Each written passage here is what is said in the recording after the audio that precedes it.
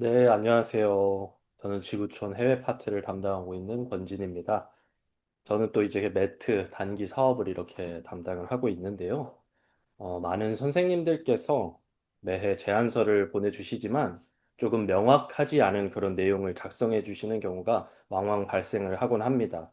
또 매트 단기 사업을 이렇게 진행을 하면서 제안서 관련해서 추후에 약간 문제가 생기는 그런 케이스들도 과거에 계속해서 발생을 했었습니다. 그래서 오늘은 매트 2026 제안서를 어떻게 작성을 해야 하는지에 관한 그런 내용들을 우리 선생님들께 안내를 하는 그런 시간을 갖고자 합니다. 먼저 제가 오늘 줌 회의 시작 1시간 전에 제안서 PDF 파일을 첨부해 가지고 메일을 한 통을 또 보내드렸습니다. 그 내용을 먼저 다운로드를 좀 해주시고요. 이 제안서 양식 파일을 함께 보시면서 이번 제안서 작성 방법을 대해서 진행을 하시면 더욱 이해가 빠르실 것 같습니다. 아직 다운로드 받지 못하신 분 계시면 지금 메일함을 체크하셔서 PDF 양식을 먼저 다운로드 받아주시면 좋을 것 같습니다. 네, 그러면 제가 이제 설명을 좀 시작하도록 하겠습니다. 먼저 제안서를 이렇게 작성하실 때, 지역이나 이 현지나 선생님들에 대해서 아무런 정보가 없는 분이 이 제안서를 확인하게 된다는 것을 전제로 해서 내용을 작성하시면 그것이 오히려 더 큰 유익이 있을 것 같습니다. 실제로 이 제안서를 보는 분은 지구촌에 계신 그 부장님들로만 한정된 것이 아닙니다. 각 지구촌 지구의 마을장들인 그런 일반 분들도 이렇게 함께 제안서를 보시면서 어떻게 우리의 다음 사업지를 결정할까? 이것들을 논의하고 함께 결정을 하다 보니까 가능한 아무 정보 없는 분이 이 제안서를 확인하게 되는다. 이러한 전제를 가지고 작성을 했을 때 더욱 많은 분들께 이해가 더 편하게 되고 진행이 좀 더 쉽게 되지 않을까 그렇게 생각을 합니다. 물론 지구촌의 부장님들은 대부분 이 사업지나 이 선생님들에 대한 사전 지식들을 많이 가지고 있는 상태이지만 일반 성도분들께서는 상대적으로 그런 지식들이 부족한 그런 분들도 계십니다. 그렇기 때문에 이 제안서에 최대한 사업에 필요한 정보를 많이 담아두셔서 최대한 이해를 도울 수 있게 이 제안서를 작성해 주시면 지구촌의 이 팀들과 매칭되기에 조금 더 유리할 수 있다라는 그런 말씀을 드릴 수 있겠습니다. 가능한 다양한 정보, 특히 사업에 직결되는 그런 정보들을 많이 담아두시는 것이 좋습니다. 이제 첫 번째 제안서의 첫 번째 페이지를 살펴보게 될 텐데요. 첫 번째 페이지는 다음과 같습니다. 먼저 이제 국가 소개에 대한 그런 내용입니다. 국가에 대한 정보를 이 정해진 양식에 맞게 위치, 종교, 수도, 종족, 화폐 이런 다양한 그런 정보들을 그대로 이렇게 양식에 맞춰서 작성을 해주시면 되겠습니다. 그리고 두 번째로는 비자에 관련된 그런 내용입니다. 비자가 특별하게 필요하지 않은 국가의 경우는 단순하게 뭐 비자에 관한 거 필요 없음 이렇게 작성해 주시고 이 부분을 생략하시면 되겠지만 비자에 관하여 관련된 그 절차가 필요하다면 그 내용을 가능한 자세하게 이렇게 작성을 해주시면 되겠습니다. 저희가 비자 신청 안내, 통과 여객의 조건, 여권 잔여 유효 기간, 비고 등 네 가지 영역으로 이렇게 틀을 짜서 드렸지만 반드시 이 틀을 지켜주실 필요는 없습니다. 국가 비자 관련해 가지고 상황에 맞게, 나라별 그 상황에 맞게 틀을 자유롭게 수정하셔도 되고, 이 틀을 완전히 삭제하시고, 새로운 정말 비자에 이해될 수 있는 그 내용들을 그렇게 자유롭게 작성을 해주셔도 무방합니다. 중요한 것은 이해하기 쉽게 이 비자에 관련된 정보를 최대한 많은 내용들을 이렇게 보내주시면 되겠습니다. 이제 다음 페이지부터는 본격적인 이제 사업의 그런 내용을 작성하는 그런 칼입니다. 먼저 이 지사장 성함에 선생님의 성함을 이렇게 작성을 해주시면 되겠습니다. 이 성함은 보안명이어도 좋고 실명이어도 좋은데 지구촌 팀과 이렇게 매칭이 성공하게 된다면 선생님의 이름은 온라인으로든 오프라인으로든 부분적으로 드러날 수밖에 없습니다. 그렇기 때문에 보안이 중요한 국가에 계신 선생님께서는 보안명으로 가능한 작성을 해주시면 좋을 것 같습니다. 그 다음에 이제 가장 상단에 요청 사업팀에 대한 그런 정보를 작성하실 수 있습니다. 이 부분은 결국 지구촌에 어떤 팀을 요청하느냐 이것을 작성해 주시는 건데 기억하실 것은 지구촌의 여름 해외 단기 팀은 크게 세 가지 팀이 있다라고 이해를 하시면 좋을 것 같습니다. 첫 번째 팀이 장년 팀이고 두 번째 팀이 젊은이 팀 그리고 세 번째 팀이 부서 팀이라고 할 수 있습니다. 선생님께서는 자신의 사역 대상을 고려해가지고 필요로 하는 그런 팀을 작성을 해주시면 되겠습니다. 또 젊은이 팀을 좀 세부적으로 나누면 청년과 대학으로 이렇게 추가적으로 나눌 수 있는데요. 만약 필요한 팀이 구체적으로 대학팀이 필요하다라는 경우에는 대학이라고 작성을 해주시면 되고, 대학보다는 좀 더 위에 있지만 청년이면 좋겠다면 청년을 이렇게 작성을 해주시면 되겠습니다. 만약 대학이든 청년이든 둘 다 관계없다라고 그럴 경우에는 젊은이를 이렇게 작성을 해주시면 되겠습니다. 그리고 또 장년과 젊은이 둘 다 관계없을 시 젊은이, 장년 이렇게 둘 다 작성을 해주시면 되겠습니다. 기억해야 하실 중요한 점은요. 이 지구촌의 다수의 팀원들이 대부분 장년팀으로 구성이 된다는 것입니다. 청년과 대학은 내년 여름에는 4팀 정도를 계획을 하고 있습니다. 이제 청년 2팀, 대학 2팀 이렇게 해서 4팀 정도를 지금 계획을 하고 있는데, 그렇기 때문에 요청 사역팀을 만약에 청년 혹은 대학으로만 이제 국한해서 작성을 해 주실 경우에는 선생님의 그 제안서가 매칭되지 못할 그 가능성이 큽니다. 사실 많은 선생님들이 거의 뭐 70%에 달하는 선생님들이 대부분 젊은이 팀을 요청을 하십니다. 그런데 팀이 보낼 수 있는 저희의 팀이 한정적이기 때문에 자연스럽게 경쟁률이 굉장히 올라가게 되고, 많은 선생님들께서 이 제안서를 매칭되지 못하는 그런 경우를 저희가 발견을 하게 됩니다. 반드시 청년이 필요한 경우에는 어쩔 수 없이 청년을 작성을 해주셔야겠지만, 젊은이를 작성을 해주셔야겠지만, 그것이 아니라면 장년 팀과 젊은이 팀을 함께 어느 팀이 진행해도 어느 정도 커버가 될 수 있는 그런 사업을 위주로 구성을 하셔서 2팀 다 적어주시는 것이 저희 지구촌 팀과 매칭될 가능성이 훨씬 크다고 말씀드릴 수 있겠습니다. 그리고 제가 작년 팀과 젊은이 팀 외에도 부서팀이 있다고 이렇게 말씀을 드렸는데, 부서팀의 경우는 특성화 팀이라고 이렇게 생각을 해주시면 될 것 같습니다.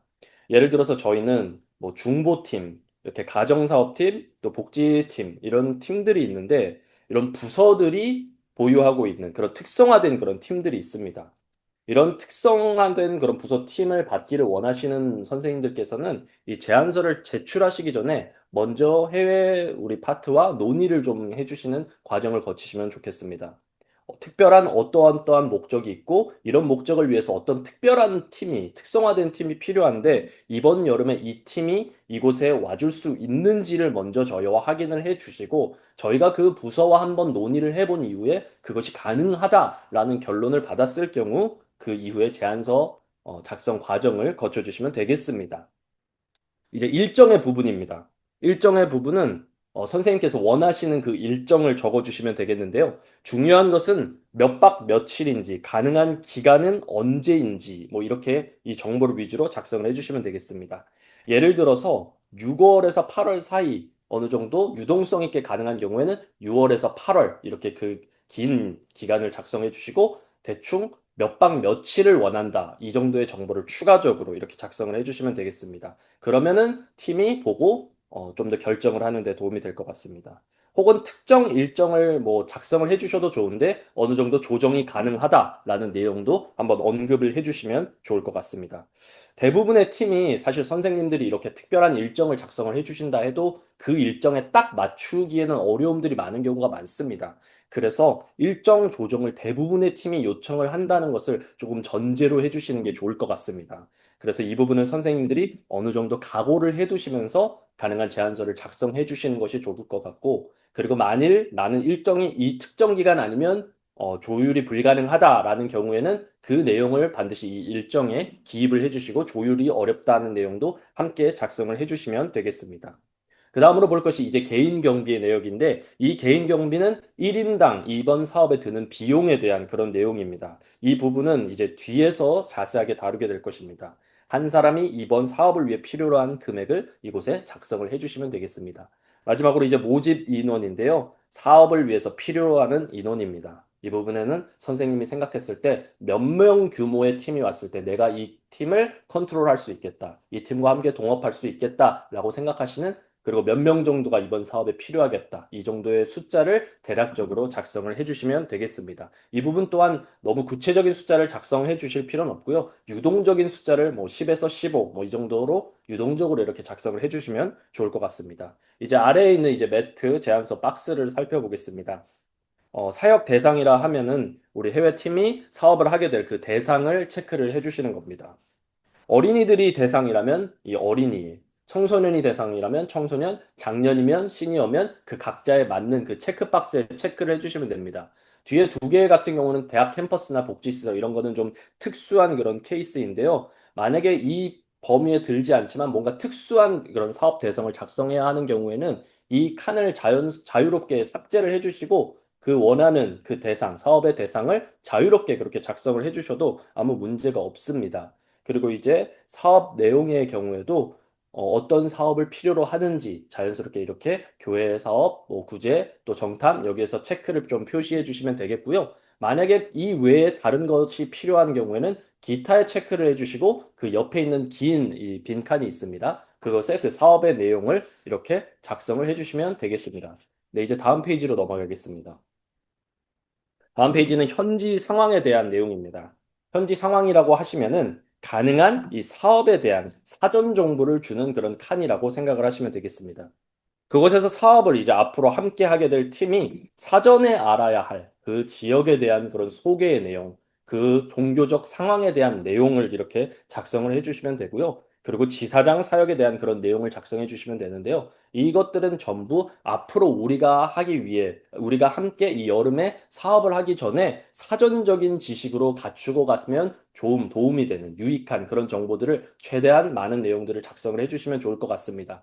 그러나 이것이 너무나 과도하게 많아지는 것은 또 지양을 해야 됩니다. 어떤 분들의 경우에는 너무나도 많은 페이지를 보내서 한 10페이지 넘어가는 페이지로 자기 사업에 대한 것들을 장황하게 이렇게 많이 써주시는 케이스들이 많은데요. 그 경우에는 너무나 많은 페이지를 차지하다 보니까 저희가 아까도 보았듯이 책자로 제작을 하기 때문에 많은 부분을 삭제를 할 수밖에 없습니다. 그래서 적정하게 가능한 한 페이지 안쪽으로 길어도 그 정도로 해주시면 좋겠고요. 너무 과도하지 않게 더 많은 필요하다면 뭐 두 페이지, 세 페이지까지는 가능하겠지만 너무 과도하지 않게 이렇게 작성을 해주시면 좋겠습니다. 어쨌든 이 내용들은 지사장 사업에 대한 그런 이해가 다음 여름 사업 때 어떤 것들을 해야 될지 그런 이해가 필요한 내용들을 작성을 해주시면 되겠습니다. 이제 다음으로는 팀 일정과 사업 계획에 대한 그런 내용입니다. 다음 페이지로 넘어가겠는데요.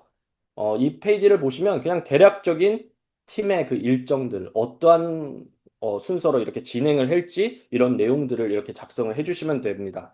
처음 이 팀이 출발하는 그 날짜와 도착하는 날짜 이런 것들을 고려하셔서 데이 1과 데이 2를 이렇게 작성을 해주시면 되고요.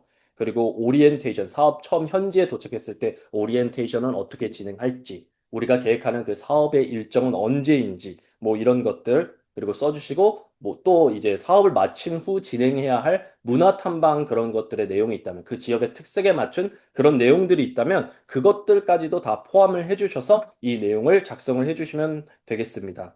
아까 말했듯이 이 일정의 문화 탐방 일정을 포함해서 짜주셔야 되지만, 현장에 도착하자마자 뭐, 1일차나 2일차에 바로 또 문화 탐방부터 사업을 하기 전에 문화 탐방부터 이렇게 하는 것은 저희가 금지하고 있습니다. 이런 것들을 참고하셔서 일정을 작성해 주시고 이것들을 팀원들에게 제안을 해 주시면 되겠습니다.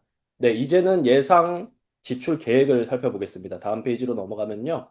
이제 개인 경비 1인 기준, 아까 저희가 위에서 봤던 그 내용을 작성하는 그 금액입니다. 먼저는 항공료 1인입니다. 이것의 기준은 1인이고 항공료 1인의 항공료가 대략적으로 얼마다. 본인이 이제 생각하시는 그 사업의 기간이 있으니까 그 기간의 항공료를 먼저 조사하셔서 이 정도 금액이다. 그리고 숙박비는 이제 이 팀의 일원들이 이 정도 숙소에 머물러야 될 것 같은데 1박에 얼마 정도 이런 것들을 적어주시면 되고 식사 비용은 얼마, 문화 탐방비는 얼마 뭐 이렇게 적어주시면 되는데 가능한 이제 총액들을 다 적어주셔야 됩니다. 그래서 숙박비 같은 경우에는 1박에 얼마인데 이것이 6일이니까 곱하기 6 해서 얼마. 식사비는 한 끼에 대략 얼마 정도 소요되는데 이것이 몇 끼라서 곱하기 몇 그래서 얼마 이렇게 총액을 이렇게 적어주시고 문화탐방비는 어디를 방문할 계획인데 그곳에 들어가는 뭐 입장료 얼마 뭐 이런 식으로 해서 그 비용들을 이렇게 다 적어서 그 마지막엔 총액